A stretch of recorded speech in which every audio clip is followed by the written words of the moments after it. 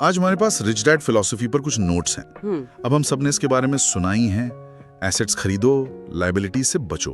ये तो जैसे पर्सनल फाइनेंस का नियम नंबर 1 बन गया है। बिल्कुल। लेकिन आज हम इस 101 लेवल से थोड़ा आगे बढ़ेंगे। बिल्कुल। सवाल ये नहीं है कि ये फिलॉसफी क्या है, बल्कि ये है कि आज की दुनिया में जहां हमारे पास EMI पे फोन हैं, दर्जनों OTT सब्सक्रिप्शंस हैं, ये कितनी प्रासंगिक है। और ये एक बहुत जरूरी सवाल है, क्योंकि दुनिया बदल गई है। तो आज हम एक सफर पर चलेंगे, एक आम सोच से उस सोच तक पहुंचने का सफर जो इन नोट्स के मुताबिक आपको वित्तीय रूप से आजाद बनाती है।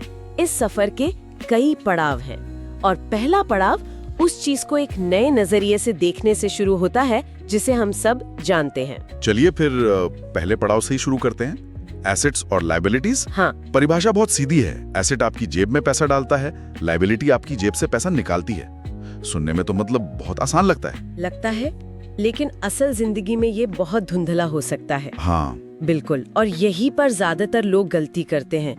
वो सोचते हैं कि एसेट मतलब कोई बहुत बड़ी चीज होगी, घर, सोना। सही। लेकिन इस परिभाषा के हिसाब से एसेट कुछ भी हो सकता है। एक किताब जिससे आपको रॉयल्टी मिलती है, वो एक एसेट है। एक YouTube चैनल जो विज्ञापन से कमा रहा है, वो भी एक एसेट है। अच्छा। और वहीं दूसरी तरफ अब हमारे पास लाइफस्टाइल लायबिलिटीज है। लाइफस्टाइल लायबिलिटीज, ये एक दिलचस्प शब्द है। इसका मतलब वो छोटे छोटे खर्चे जो चुपचाप हमारी जेब से पैसा निकालते रहते हैं और हमें पता भी नहीं चलता। बिल्कुल। आपका महंगा स्मार्टफोन जिसकी हर साल नई EMI शुरू हो जाती है, वो 10 अलग अलग स्ट्रीमिंग सर्विसेज जिनका बिल हर महीने कटता है, वो जिम मेंबरशिप जो आप इस्तेमाल नहीं करते, ये सब मिलकर एक बड़ी लायबिलिटी बन जाते हैं जो दिखती नहीं पर बोझ बढ़ाती है। अच्छा, तो ये सिर्फ घर या कार तक की बात नहीं है। लेकिन उस घर वाले उदाहरण पर वापस आते हैं। हाँ। नोट्स कहते हैं कि जिस घर में आप रह रहे हैं और जिसकी EMI भर रहे हैं, वो एक लायबिलिटी है। अब यहीं मुझे थोड़ा सोचना पड़ता है। ये कॉमन कंफ्यूजन है। मान लिया कि EMI मेरी जेब से पैसा निकाल रही है, लेकिन वो घर मुझे किराया देने से भी तो बचा रहा है, और हो सकता है भविष्य में उसकी कीमत बढ़ जाए। तो क्या उसे पूरी तरह से लायबिलिटी कहना सही है? ये एक शानदार सवाल है, और यहीं पर इस फिलॉसफी की सीमा और उसकी गहराई दोनों समझ आती हैं। देखिए, ये फिलॉसफी एक बहुत ही सख्त नियम पर चलती है, कैश फ्लो। हाँ, यानी पैसा अभी इसी वक्त किस दिशा में बह रहा है। इस नजरिए से, क्योंकि EMI हर महीने आपकी जेब से पैसा निकाल रही है, तो वो घर कैश फ्लो के हिसाब से एक लायबिलिटी है। अच्छा। ये उसकी भविष्य की कीमत या आपके किराए की बचत को नहीं गिनता। तो ये दुनिया को देखने का एक खास चश्मा है जो सिर्फ और सिर्फ कैश फ्लो पर फोकस करता। बिल्कुल। ये नहीं कहता कि घर खरीदना गलत है, बल्कि ये कहता है कि उसे एसेट समझने की गलती मत करो। सही पकड़ा। विचार ये है कि आप अपने असली एसेट से इतना कैश फ्लो पैदा करें कि वो आपके घर की EMI जैसी लायबिलिटीज का खर्चा उठा सकें। मतलब आपके एसेट आपकी लायबिलिटीज को पालें। हाँ, ना कि आप अपनी तनख्वाह से। फर्क नजरिए का है। समझ गया। तो अगर हमारी ज्यादातर कमाई इन दिखने वाली और ना दिखने वाली लायबिलिटीज को पालने में जा रही है, तो सवाल उठता है कि ये कमाई आ कहां से रही है। ज्यादातर लोगों के लिए जवाब है नौकरी। और यहीं पर इन नोट्स का दूसरा और शायद सबसे विवादास्पद विचार सामने आता है। हाँ, और वो विचार है कि नौकरी आपको अमीर नहीं बनाती। अब ये सुनते ही कई लोगों को गुस्सा आ सकता है। हाँ बिल्कुल। वो कहेंगे कि दुनिया में बड़े बड़े CEO और टॉप एग्जीक्यूटिव हैं जो अपनी नौकरी से ही करोड़पति बने हैं। मेरा भी यही सवाल था। ये तो एक बहुत बड़ा सरलीकरण लगता है। तो क्या इन नोट्स का असली मतलब ये है कि नौकरी करनी ही नहीं चाहिए? नहीं, बिल्कुल नहीं। यहाँ नौकरी को बुरा नहीं कहा गया है। यहाँ नौकरी और बिजनेस या निवेश के बीच के एक बुनियादी फर्क को समझाया गया है। क्या फर्क है? नौकरी आपको सुरक्षा देती है, महीने के अंत में एक तय तनख्वाह की गारंटी।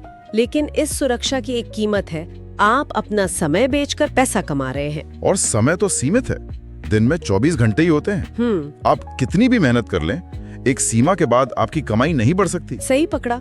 दूसरी तरफ जब आप कोई एसेट बनाते हैं, जैसे कोई बिजनेस या निवेश, तो आप एक सिस्टम बना रहे हैं। एक सिस्टम? हाँ, और वो सिस्टम आपके लिए 24 घंटे काम कर सकता है, तब भी जब आप सो रहे हो।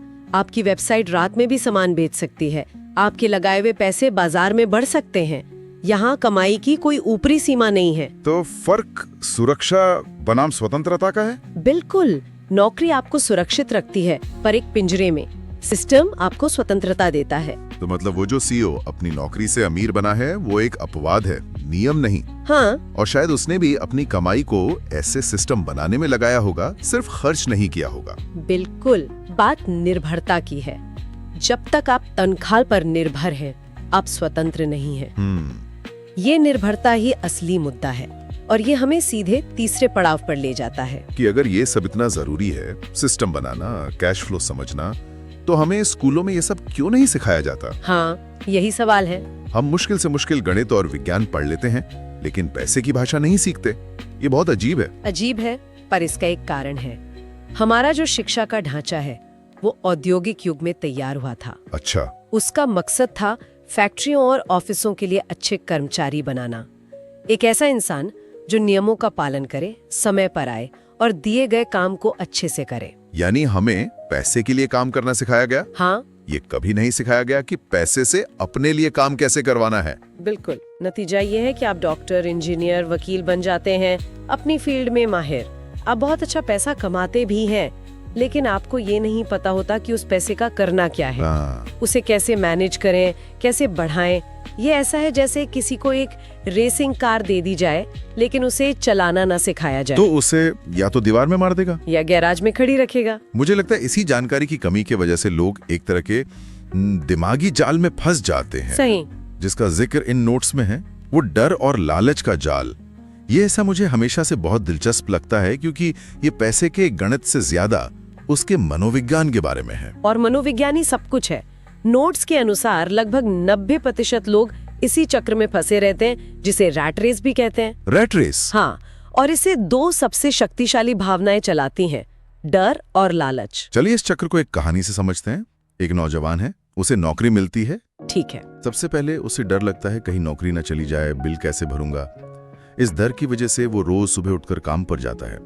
फिर महीने के अंत में तनख्वाह आती है और जैसे ही पैसा बैंक में आता है, डर की जगह लालच ले लेता है। कैसे? वाह, अब मैं वो नया फोन ले सकता हूँ, दोस्तों के साथ उस महंगी जगह पर पार्टी कर सकता हूँ, और वो पैसा खर्च हो जाता है। और जैसे ही पैसा खर्च होता है, डर वापस आ जाता है, अगले महीने का क्या होगा। हाँ। फिर वो और मेहनत करता है, प्रमोशन के लिए, इंक्रीमेंट के लिए। तनख्वाह बढ़ती है, मान लीजिए 50,000 से 70,000 हो जाती है। हाँ। लेकिन अब लालच भी बड़ा हो जाता है। अब उसे छोटी गाड़ी नहीं, बड़ी गाड़ी चाहिए। छोटे घर की जगह बड़े घर का किराया देना है। खर्चे भी 50 से 70,000 हो जाते हैं। वो पहिए पर और तेजी से भाग रहा है, लेकिन पहुंच कहीं नहीं रहा। उसकी जीवन शैली बेहतर हो गई है, लेकिन वो अपनी नौकरी पर पहले से भी ज्यादा निर्भर हो गया है, क्योंकि उसके खर्चे बढ़ गए हैं। बिल्कुल। वो इस जाल में और गहरे धंस गया है। लेकिन एक मिनट, क्या ये डर और लालच इतने बुरे हैं? डर ही तो हमें मेहनत करने के लिए मजबूर करता है, और एक बेहतर जिंदगी का लालच ही तो हमें कुछ नया करने की प्रेरणा देता है। क्या इन भावनाओं के बिना कोई तरक्की कर सकता है? ये बहुत ही जरूरी सवाल है। नहीं, ये भावनाएं बुरी नहीं हैं। ये इंसान के स्वभाव का हिस्सा है। तो फिर जाल क्या है? जाल इन भावनाओं में नहीं, बल्कि इनके द्वारा बनाए गए चक्र में है। उठो, काम पर जाओ, बिल भरो, फिर उठो, काम पर जाओ, बिल भरो। अच्छा। ये फिलॉसफी ये नहीं कहती कि इन भावनाओं को खत्म कर दो, बल्कि ये कहती है कि इस ऊर्जा को एक अलग दिशा दो। कमाने और खर्च करने के चक्र से निकलकर सीखने और बनाने के रास्ते पर लगाओ। अच्छा, तो ये हमें सीधे समाधान पर ले आता है। अगर नौकरी का मकसद सिर्फ इस डर और लालच के चक्र में घूमना नहीं है, तो फिर क्या है? हाँ, यहीं पर पांचवा और शायद सबसे प्रैक्टिकल विचार आता है। सीखने के लिए काम करें, सिर्फ कमाने के लिए नहीं। हाँ, और ये पिछले सारे बिंदुओं को एक साथ जोड़ देता है। इसका मतलब है, खासकर अपने करियर की शुरुआत में ऐसी नौकरी चुने जहां आपको सीखने को सबसे ज्यादा मिले, भले ही वहां तनख्वाह थोड़ी कम क्यों ना हो। बिल्कुल। उन स्किल्स पर ध्यान दे जिन्हें नोट्स में असली धन कहा गया है, जैसे कि सेल्स, कम्युनिकेशन, मार्केटिंग, लोगों को समझना। अब सोचने वाली बात है कि इन्हीं स्किल्स का जिक्र क्यों है, टेक्नोलॉजी या इंजीनियरिंग का क्यों नहीं? क्योंकि ये वो स्किल्स हैं जो आपको एक कर्मचारी से एक बिजनेस बनाने वाले व्यक्ति में बदलती हैं। अच्छा। आप दुनिया के सबसे अच्छे शेफ हो सकते हैं, लेकिन अगर आपको अपना रेस्टोरेंट बेचना नहीं आता तो आप असफल हो जाएंगे। सही बात है। आप सबसे अच्छे लेखक हो सकते हैं, लेकिन अगर आपको अपनी किताब की मार्केटिंग नहीं आती तो उसे कोई नहीं पढ़ेगा। सेल्स, कम्युनिकेशन, मैनेजमेंट, ये एक सिस्टम बनाने और चलाने की स्किल्स हैं। ये मुझे मेरे एक दोस्त की याद दिलाता है। वो एक बड़ी आईटी कंपनी में बहुत अच्छी तनख्वाह पर काम करता था। एक दिन उसने नौकरी छोड़कर एक छोटे से स्टार्टअप में कमीशन पर सेल्स का काम पकड़ लिया। हम सब ने कहा कि वो पागल हो गया है। अच्छा। उसका जवाब था, मुझे कोड लिखना आता है पर अपना आइडिया बेचना नहीं आता। मैं यहाँ बेचना सीखने आया हूँ। वाह। आज उसकी अपनी सॉफ्टवेयर कंपनी है। ये सीखने के लिए काम करने का एक जीता जागता उदाहरण है। बिल्कुल यही बात है। आपके दोस्त ने अपनी नौकरी को एक तरह की ट्रेनिंग की तरह इस्तेमाल किया। उसने पैसे के साथ साथ वो हुनर भी हासिल किया जिससे वो भविष्य में अपने लिए एक एसेट बना सका। उसने नौकरी का इस्तेमाल उस रैट रेस से बाहर निकलने का रास्ता बनाने के लिए किया, ना कि उसमें और तेजी से दौड़ने के लिए। तो इन सब बातों का निचोड़ क्या निकलता है? हमने जो नोट्स देखे उनका सार यही है कि पैसे का खेल वो बाहर से ज्यादा हमारे दिमाग के अंदर खेला जाता है। सही। ये सिर्फ हिसाब किताब का मामला नहीं है, ये मानसिकता का खेल है। एसेट्स और लायबिलिटीज को कैश फ्लो के नजरिए से देखना होगा। हाँ। नौकरी को सिर्फ कमाई का नहीं बल्कि सीखने का एक जरिया मानना होगा। और सबसे जरूरी, डर और लालच के भावनात्मक चक्र को पहचान कर उससे बाहर निकलना होगा। बिल्कुल। ये पूरी फिलॉसफी एक मानसिकता के बदलाव के बारे में है।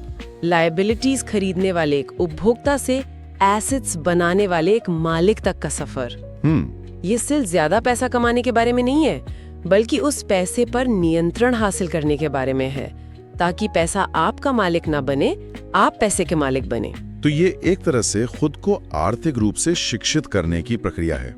वो शिक्षा जो हमें स्कूल या कॉलेज में कभी नहीं मिली। हाँ। और इसकी जिम्मेदारी हमें खुद ही लेनी होगी। हाँ, और ये एक लगातार चलने वाली प्रक्रिया है। इन सभी विचारों को समेटते हुए सुनने वालों के लिए एक सवाल छोड़ा जा सकता है। अच्छा।